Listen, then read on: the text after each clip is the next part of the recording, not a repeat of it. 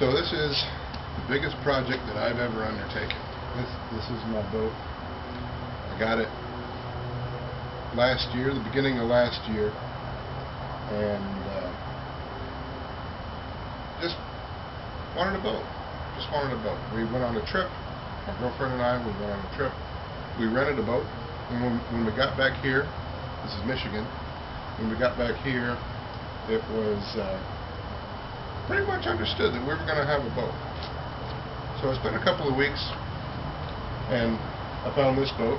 This is a 1988 Wellcraft Elite 222 XL, and turns out it's not one you see every day, and I like it. I've had a good time on it. Had a couple of seasons on it.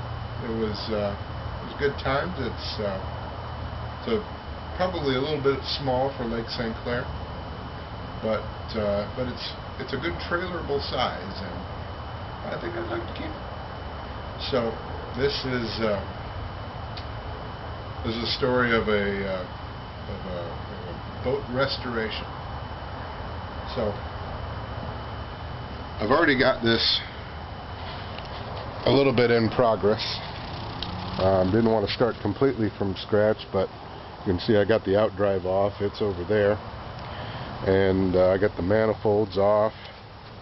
That's it's the trim pump and the batteries. And here's the reason why we're doing what we're doing. I knew when I got this boat that it had some rot.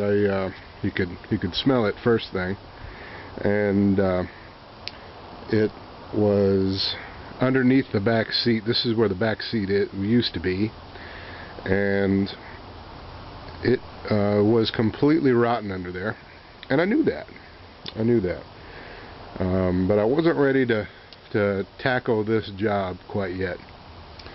But you know, you can tell that this boat's been through the weather a little bit, especially over here where the captain's chair usually sits. That's where that hole in the floor is. The floor has started to delaminate and weaken over the years, and when I would sit down on it, it would move from side to side. It wasn't very stable. So that was one sign that things were nearing the end for this wood. There's where the other seat goes over there. That plug in the floor is for the fuel inlet and the vent. There's the fuel tank right there, and the fuel pickup. But really, here's what made me make the call that this was time to do this job. So if you look down there by the motor mount on the rear, you can see that the motor mount has broken through the fiberglass in that location, and on the other side it's even worse. So yeah, it was time. So this begins the story. We're in October in Michigan, so I'm not going to do this over the winter because it's going to be freaking cold. But starting now, I'm going to try to get the motor out before I put it away in a couple of weeks, and then we'll get it back out in April, and